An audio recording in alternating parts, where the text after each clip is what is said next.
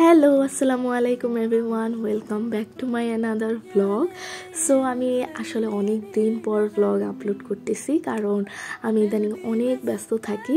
আজকে চলে গিয়েছিলাম হচ্ছে আমার ফ্রেন্ডদের বাসায়, আর আমার ফ্রেন্ড হচ্ছে নুসরাত, ওর বাসায় ইফতারের আয়োজন করা হয়েছিল, মানে দাওয়াত দিয়েছিল। তো আমি ওদের বাসায় যাওয়ার আগে আমার আরেক ফ্রেন্ড, ওর নাম হচ্ছে রাদোয়া, ওদের বাসায় চলে গিয়েছিলাম। আর ওদের বাসা এবং নুসরাতদের বাসা একদম পাশাপাশি। তো এখন আমরা নুসরাতদের বাসায় চলে যাচ্ছিলাম, এটা হচ্ছে ওদের বাসার গেট। এবং এখানে আমরা একটু দুষ্টামি করতেছিলাম, মারামারি করতেছিলাম, এবং ও আমাকে টানতেছিল। আমরা এখানে অনেক শয়তানি করছি। এবং এখন চলে আসছি নুসরাতদের বাসায়। এখানে আন্টি হচ্ছে ইফতারের প্রিপারেশন করছিল, এবং আমার ফ্রেন্ড ওইখানে রেডি হচ্ছিল। আসলে ও খেয়াল করে নাই আমরা যে চলে আসছি, এবং ওকে ঢুকেই হচ্ছে একটা বড় সালাম দেয়, এবং ও হাসতেছিল। তারপর আমরা হচ্ছে একটা একটা করে প্লেট সাজাচ্ছিলাম, কারণ আর বেশিক্ষণ ছিল না ইফতারের। আন্টি আমাদের জন্য অনেক কিছু রেডি করছিল। আর এটা হচ্ছে আমাদের আরেকটা ফ্রেন্ড সামান্তা। একটা কথা আছে না, বড়রা যেদিকে যায় ছোটরা ওই দিকেই যায়। এটা সবচেয়ে বড় প্রমাণ হচ্ছে, নমুনা হচ্ছে এটা। দেখছেন ও যেটাই করছে, এটা হচ্ছে নুসরাতের ছোট বোন, ও সেম জিনিসটাই করলো। এবং এখানে আন্টি আমাদের জন্য আরও পেঁয়াজু, বেগুনি, তারপর হচ্ছে আলুর চপ, এগুলো রান্না করছিল, এক এক করে সাজানো হচ্ছিল।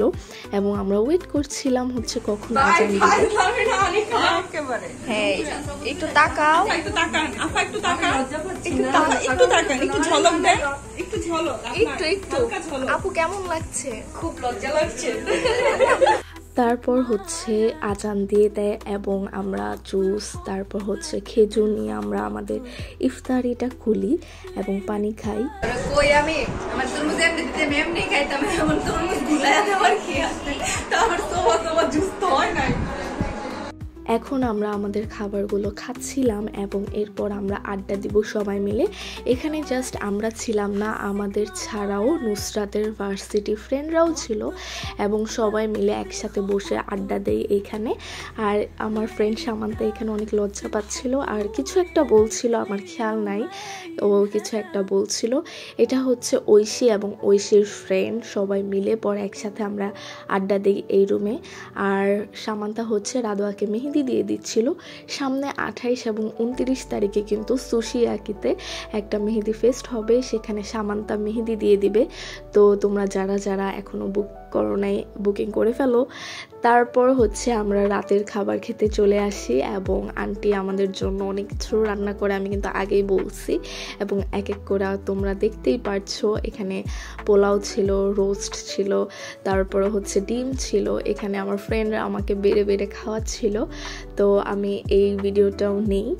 এবং আমরা প্ল্যানিং করছিলাম যে এই দিনটার ঠিক পরের দিন আমরা বের হব বাহিরে, কোথায় যাব, কি করব, সেগুলো নিয়ে কথা বলছিলাম। তারপর হচ্ছে খাওয়া শেষে সবাই মিলে উনো খেলছিলাম, এবং উনো তো এমন একটা জিনিস যে মানে যত বেশি মানুষ হবে তত মজা। Bye bye. আহারে অনেক কষ্ট পাইতেছ, অনেক। এটা কিন্তু আমার ব্লগে চলে আসবো।